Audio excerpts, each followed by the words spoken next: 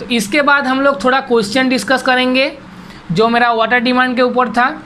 तो मैं पहले क्वेश्चन देखेंगे, the distributary main are design for. तो मेरा डिस्ट्रीब्यूटरी मेन क्या होता है पहले हम लोग जानते हैं, उसके बाद हम लोग इसका डिज़ाइन को देखेंगे। तो डिस्ट्रीब्यूटरी मेन का फंक्शन क्या है, ये होता है एक network system of water supply for in any cities. तो ये नेटवर्क सिस्टम क्यों हम लोग बोले कि एक सिटी के अंदर पानी सप्लाई करने के लिए बहुत सारा पाइपिंग लाइन को एक साथ जोड़ के एक जगह से और एक जगह में ट्रांसफ़र किया जाता है, जिसके अंदर से पानी फ्लो करके जाता है। तो इसी एक सिस्टम को बोला जाता है जहाँ पर बहुत सारा पाइपिंग को कनेक्ट किया जाता है और एक कोई मेन सोर्स से पानी को डिस्ट्रीब्यूट किया जाता है, उसी को हम लोग बोलते हैं डिस्ट्रीब्यूटरी मेन और डिस्ट्रीब्यूटरी नेटवर्क। तो ये डिस्ट्रीब्यूटरी नेटवर्क कहाँ पर काम किया जाता है, तो इसका जो मेन फंक्शन है वो क्या है, capable of supply of water in cities, all cities at constant pressure head. Pressure head मतलब जो भी डिस्ट्रीब्यूटर सिस्टम है उसका मेन फंक्शन है इसका सिटी के अंदर पानी को सप्लाई करना, और क्या है, और जो प्रेशर के अंदर पानी सप्लाई हो रहा है उसी प्रेशर को कांस्टेंट रखना, जैसे कि पूरा सिटीज़ के अंदर पानी फ्लो हो पाए, पानी पहुंच सके।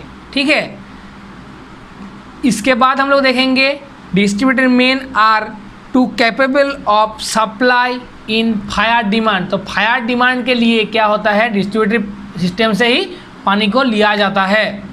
फिर क्या होता है, total cost of 70% for water demand are including in distributary main system.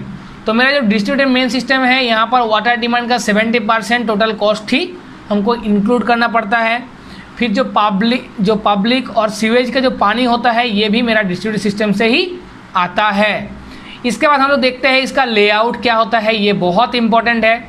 यहाँ से क्वेश्चन आता है, कौन कौन सा क्वेश्चन आता है हम लोग डायरेक्टली डिस्कस कराएंगे, तो बहुत अच्छा से और बहुत बारीकी से इसको देखो।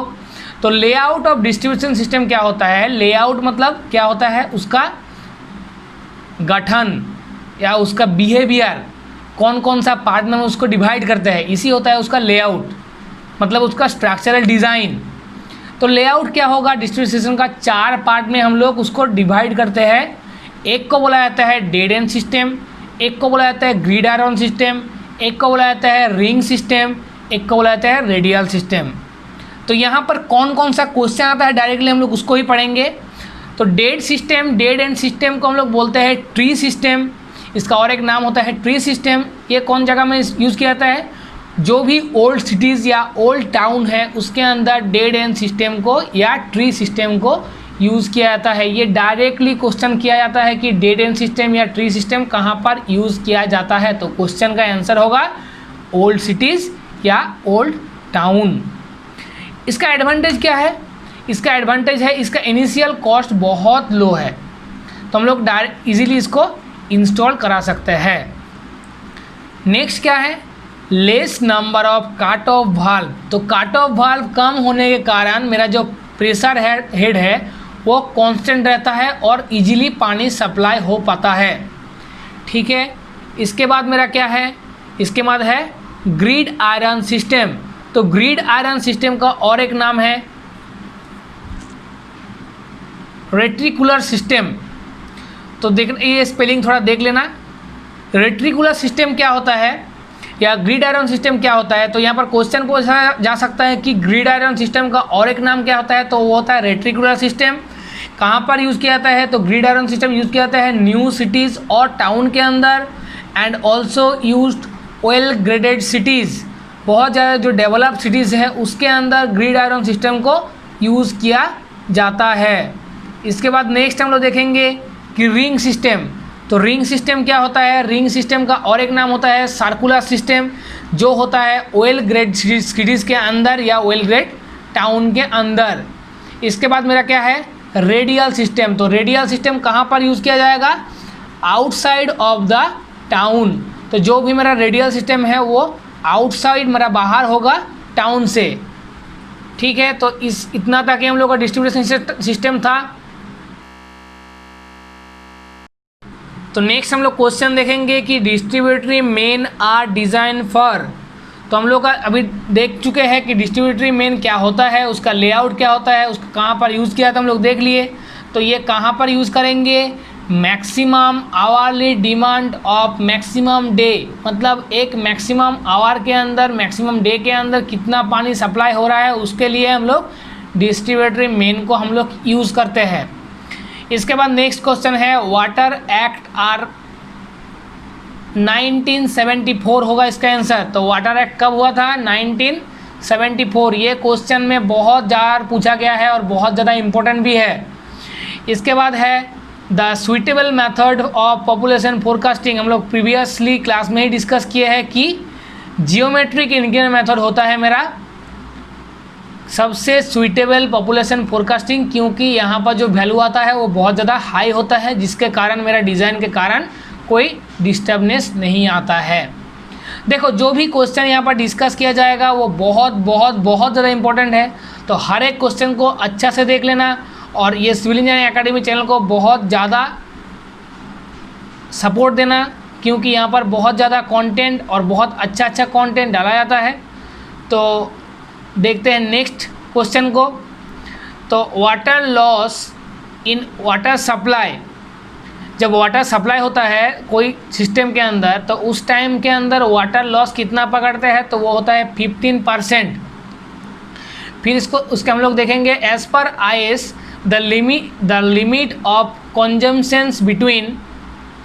तो ये वाटर कंजम्पशंस कितना होता है फॉर 135 to 225 LPCD। तो डोमेस्टिक के कारण हम लोगों का मिनिमम कितना होता है 135 फॉर लो इनकम रेट, और हाई इनकम रेट के लिए हो जाएगा वो 225 LPCD। हम लोग ये डिस्कस किया है प्रीवियस क्लास में।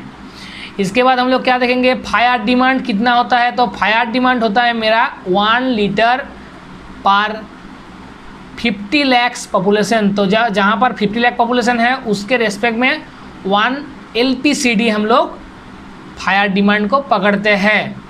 इसके बाद नेक्स्ट बहुत बहुत इम्पोर्टेंट है ये जो क्वेश्चन है हॉस्पिटल्स।